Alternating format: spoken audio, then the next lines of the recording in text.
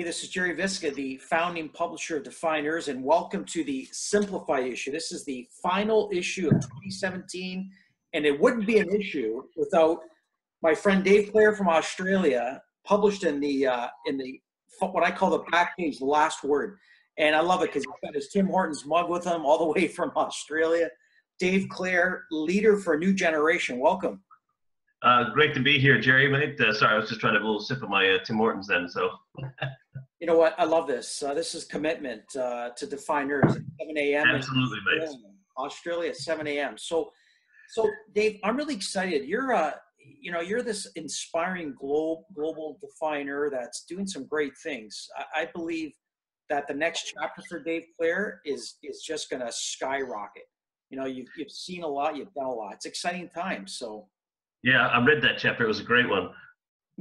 I'm looking forward to the movie coming out. It is an exciting time, actually. It's the world is ready, Jerry.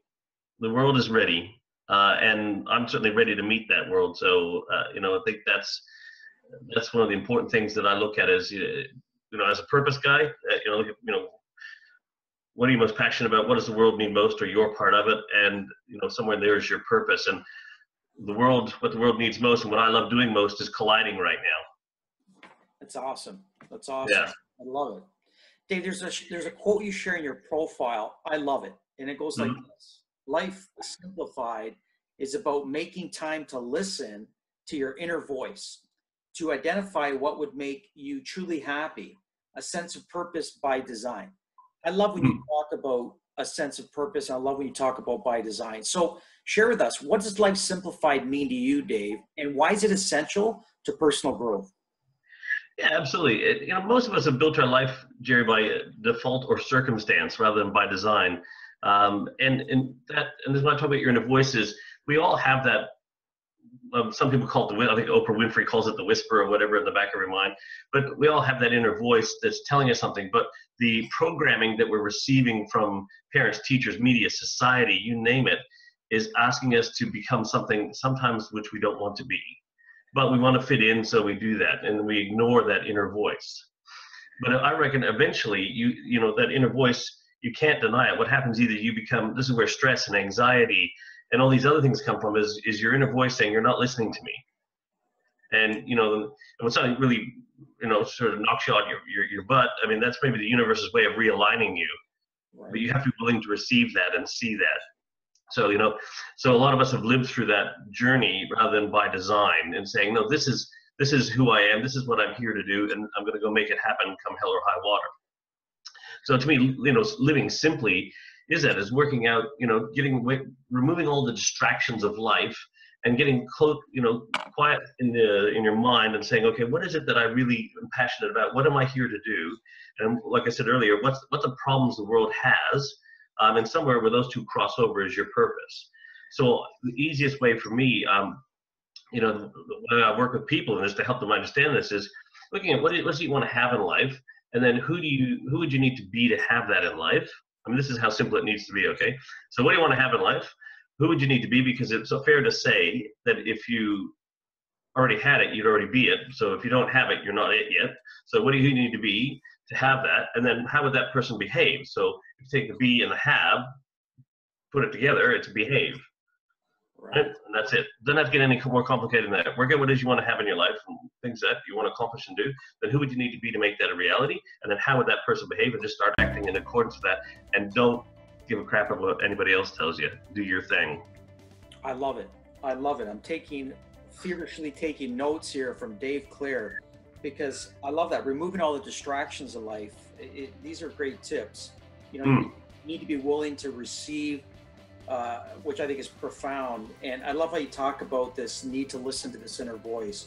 I think that's great. I think those are really great insights, Dave. There's another quote you share. I love it. I love it. It goes like this: people want their lives to be more meaningful. And it's interesting that you share that. So let's get into that. How's your passion, Dave? You're a really passionate guy. One only needs to look at you to see this excitement, right? So how's your passion helping to simplify the world? Well, so People want their lives to be more meaningful. Absolutely, 100%. Ask yourself, do I want my life to be more meaningful? The easiest way to answer that question, just have a look for yourself. And in sense of that, it doesn't matter if you're a millennial or a Gen Y, Gen Z, whatever gen they're in, or a Gen X like me, I'm like tail end Gen X, or a baby boomer. We all want meaning at different stages of our life. Baby boomers, are looking for their legacy thing. Us Gen Xers are still looking to see, what we want to be when we grow up. Gen Ys want to do something, work that's, has some sense of meaning to it now. But everyone's searching for this meaning stuff. So what I do in terms, I've looked at that and seen that there's that massive demand in the world for greater meaning in what it is that we do, regardless of what scale you're on, end of the scale you're on. And for me, I'm a purpose guy. I love purpose. I love when people find, much like you, Jerry, you're a why guy, right? Yeah. We're right in sync there. Yes. When people find out, why they're doing what they're doing. And for me, in businesses, there's more people employed in businesses. I thought if I want to impact the world, and I don't share this with too many people because some people think it's a bit, big, this vision I have, but I think we can shift the consciousness of the planet through creating more purpose-driven leaders. And I'll reverse engineer that for you quickly because it ties into what we're talking about here, this meaningful stuff, is that we're all going to work. There's 900 million people who are disengaged in the workplace. Totally, if we look at the studies that are done by the Deloitte and Touches and all these, and Gallup's and all these major organizations, 142 countries around the world, 900 million employees disengaged in the work they're doing. So you imagine those people are unhappy at work, and a lot of them are actively disengaged, which means they're actually seeking ways to sabotage the work they're doing. Right? So that's, how brutal is that? And we even have some leaders who are disengaged. We have the disengaged leading the disengaged. So Jerry, imagine those people going home. What's their home life going to be? If you're pissed off or upset or unhappy about work and everything like that, you take that home. What does that do to your home life? What does that do to your relationships with your partners, your spouses, your kids, your effort in your community, everything like that? It's this downward spiral. So you imagine if every person had a connection to one other person, then that 900 million is now 1.8 billion. 1.8 billion people are being infected by this lack of meaning in life. Right. So if you reverse engineer those 900 million on a 10-to-1 ratio, there's about 90 million leaders leading those 900 million people. So I figured for me, just this guy from down under in Australia drinking his Tim Hortons, I'm going to help those 90 million people to get more meaning in what they're doing so they can help the other 900 million get with the more meaning in what they're doing. And I think when you look at why I chose business is because everyone started a business for a reason, Jerry, right? Not just to make money. Money is like oxygen to a human being. We need it to survive, but we weren't born to breathe, right? So in business, it's the same thing. You started, yes, you found a way to make money doing something. You found a way to solve a problem for somebody and make money doing that. What was that problem? We go back to identifying that and then help each of those people in our organization understand how they're helping solve that same problem rather than saying, you're just paid to work, do that stuff. Yeah. That's why if you just gave people that little ounce of sense of connection and meaning to what they're doing, it would have a significant impact on them. Can I just share a quick example? Yeah, of course. I love it. Okay. So I worked with a company in Canada, actually, a large automotive tier 1 manufacturing company, metal parts stamping company. And I was walking the line with the senior manager and talking to some other people, and I stopped to talk to one of the guys who was just managing the quality components coming out of the stamping machine. So you can imagine he sits there all day and he just checks and everything, then pushes them across and then pushes them across. And that's his job. Where's the meaning in that? Right. So I just had a chat with him and I said, look, to tell me what you do. And he was telling me all the bits and pieces, very intelligent man about all the things and all the quality. And we ship this one here and we do this. And I'm like, okay, that's great. Why? He said, well, if the parts don't go, they're going to send them back. We have to rework and do it all. It costs the company money. I said, you don't understand. So, and please excuse me, but I did drive a minivan at one stage of my life. So they were making me all the suspension and parts for a minivan for this organization. And I said, I actually to drive a minivan. I jump in it with my wife and my kids, and I get in there and I just drive it and go everywhere I go through the snow and all the conditions in Canada and everything like that without a thought as to whether you've done your job right or not. Because if one of those quality components gets through and gets put on that vehicle and that breaks, I just put my family at risk. So do you understand that my family's life depends on what you're doing? As soon as he turned on that, it just totally shifted his thinking about what his job was all about. I love it. I love it. I love how you're connecting the dots as it relates to meaning in organization. Yes. Right down to a frontline worker, to a factory worker, to all levels. So you're working with all levels of leadership within the organization.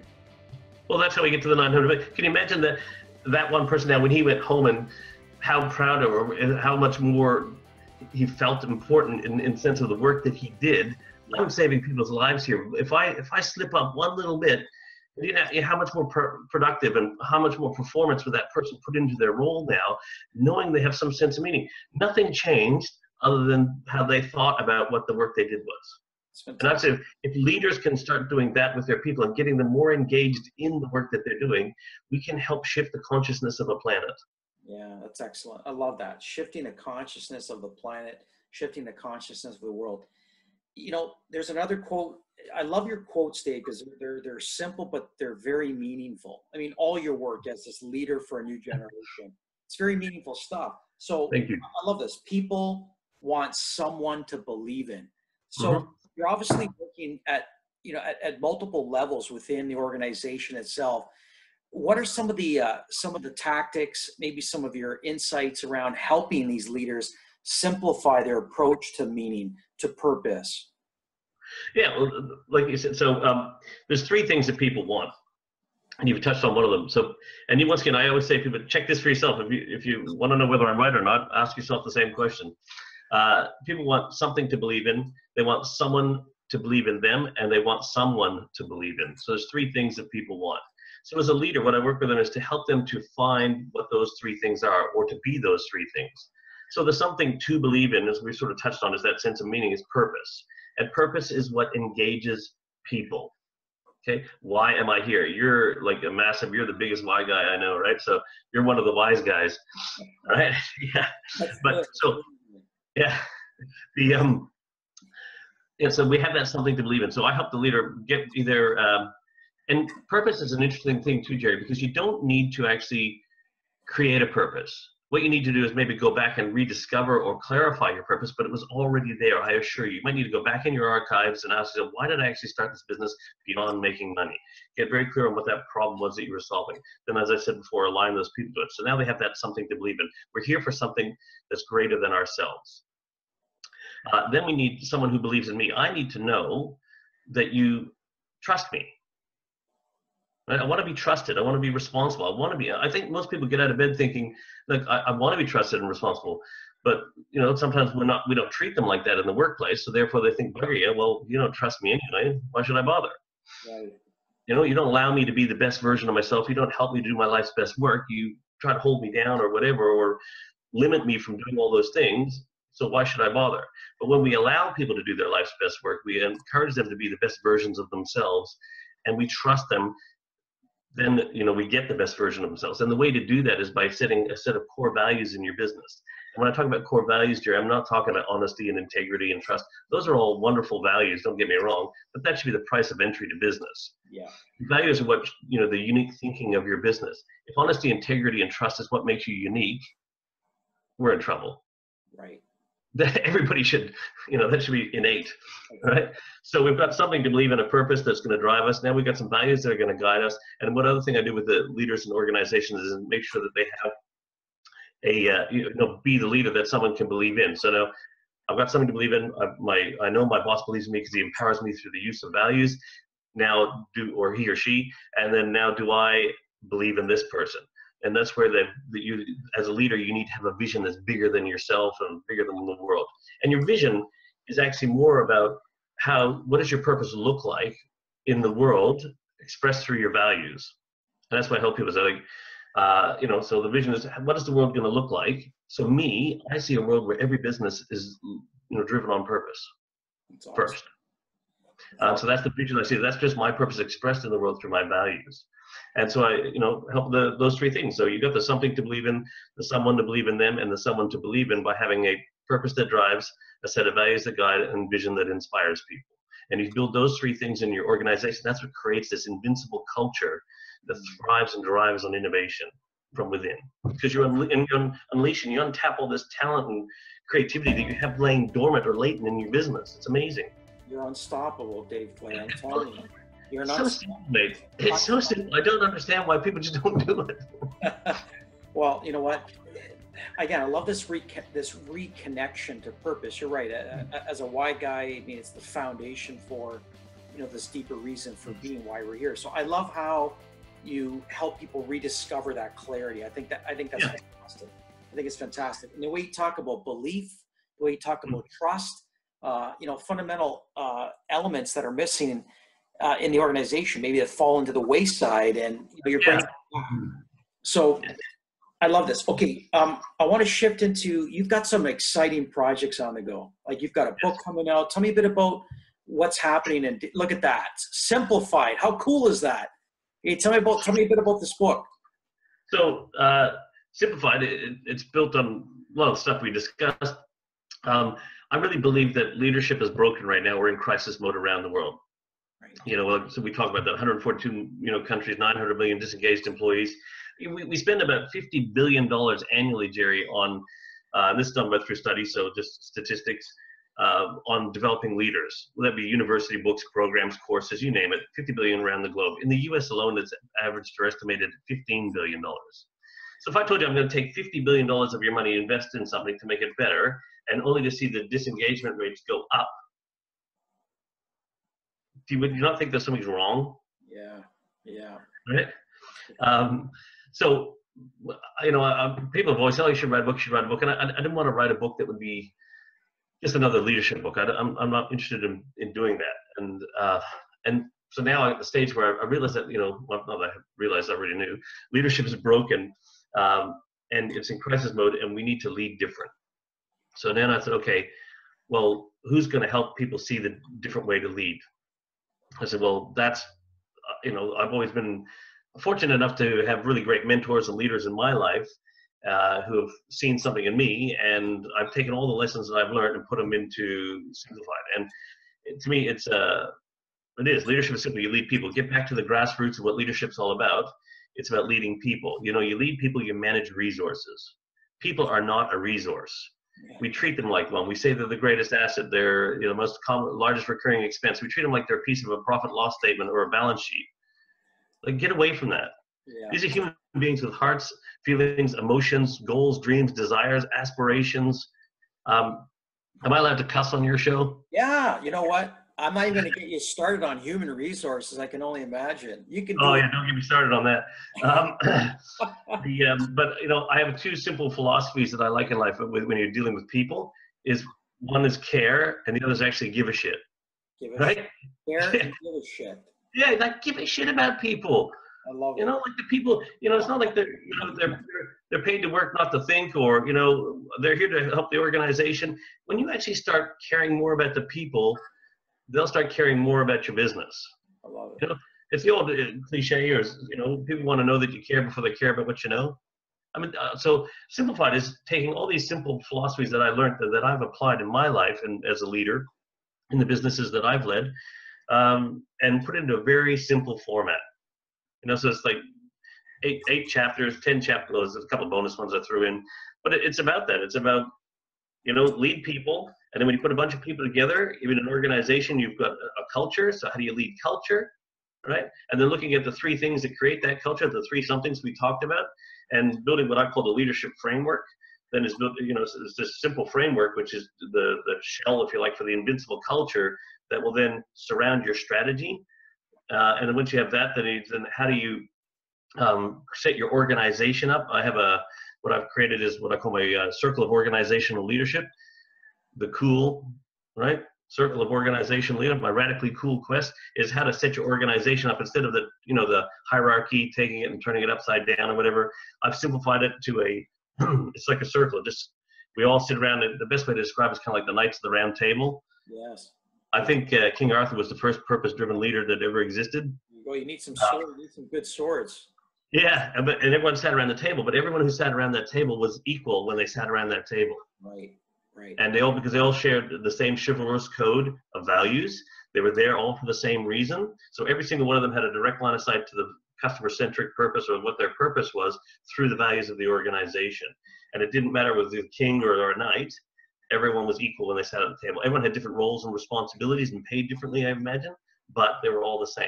And that's kind of the concept of the circle of organizational leadership is, so once you've actually, got your strategy and all that, is goals dictate structure, not the other way around. So I've got my goals, and then I build my circle of organizational leadership to lead those goals.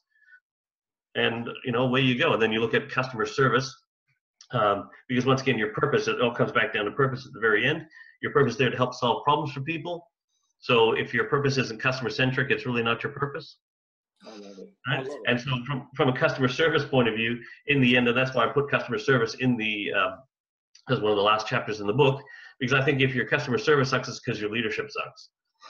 And because it's a cultural thing, right? So your organization was born to solve a problem for people. So if you bring all the way back around to the end, and you're not doing that at the highest level of being awesome at it, then what was the point in doing it in the first place?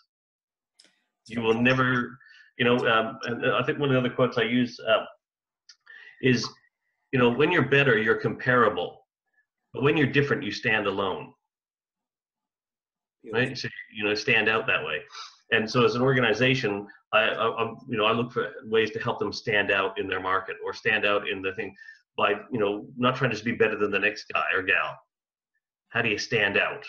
And that's why we're very focused on that customer-centric purpose, because a lot of organizations go, profit first, then purpose second, right? So, yeah. So really, ultimately, in the end, Simplified is about, helping you become a purpose-driven leader. Yeah. Hold that book up again. So where can people get a copy of Simplified? Where can organizations start getting that? They can go to my website, www.daveclare.com, and they can go on there. There's a bit that they can join a mailing list. And so I'm on the last round of edits of the manuscript. I love it.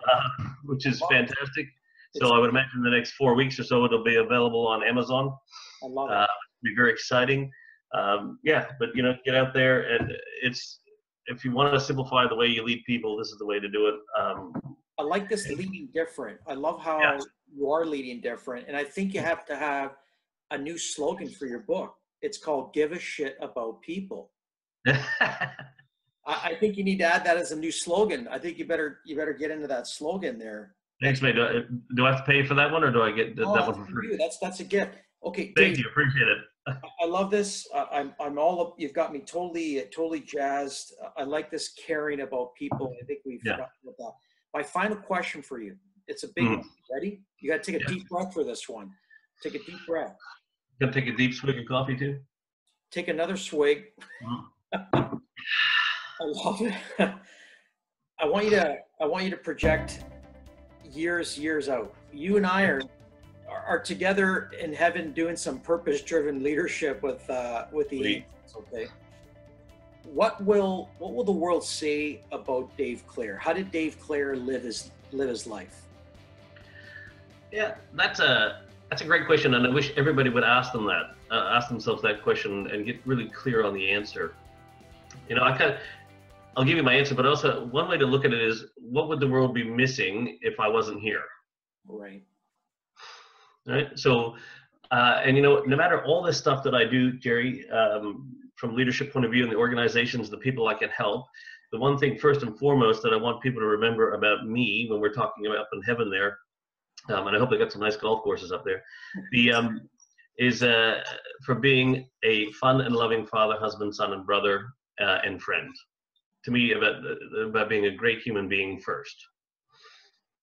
Because if I can't be that to those people first, it really doesn't matter to me what I can do for other people. If I can go do all this wonderful stuff for people, but my family, friends, whatever, think I'm an asshole, then that's not the whole balance and package in life, or the harmony that I'm looking for in my life. So first and foremost, I want to be remembered for being fun and loving father, husband, son, brother, and friend. Beyond that, though, I want to make sure that I'm remembered for someone who chose to make a positive and productive difference in this world while I was in it. I joke with people and call myself a modern day godfather of leadership. So as you mentioned at the beginning, I don't go by titles. I don't want to be a specialist. I don't want to be a guru. I don't want to be an expert. I'm just a leader for a new generation. Right? I want to be remembered for that, a guy who shifted the way we thought about leadership. someone who created and inspired the 90 million purpose-driven leaders who positively impacted humanity by shifting the consciousness of the planet by filling it with meaningful work. And once again, this is where I use my tag, or another self-proclaimed title is the prophet for purpose. So I'm a firm believer in the end that if you become the prophet of your purpose, you will profit from your purpose. So the prophet being a inspired teacher or leader of a cause or a calling. So that's sort of where I want to be remembered for those things. Dave Clare, leader for a new generation, the prophet for purpose. You're our featured global definer, and I got to tell you, that's another reason why I call it the last word. And the profile is called Simplifying Leadership. It's on the inside back cover, and I'm so excited. I'm so blown away by this insight, by this wisdom. On behalf of Defyeneurs and everyday people worldwide, Dave, I just want to thank you for bringing wisdom, not just to this issue of Defyeneurs, but celebrating your gifts to the world, because the world is truly a better place with you in it. Thank you so much, Dave. My pleasure, Jerry, and thank you for creating this platform for us to be able to do that. I mean, that's mutual appreciation. And I'm always looking for unique ways to reach out to people, and when the opportunity to be a part of such an awesome thing that you guys are building over there, and the class of people that I'm sitting with, I love the fact, and this is when I talk about being better or standing out, being different. I know you say taking ordinary people doing extraordinary things, but everyone hears all the stories from all the famous or the name brand. But there's, like me, the leaders who taught me what I am, you probably will never read about in a book, except for mine, right? But they are the true grassroots people who are making a difference in this world and this planet. And you've created a phenomenal platform for us to be able to share that with the world. So I certainly, on behalf of myself, man, thank you. Thank you so much. Thank you so much. Thank you.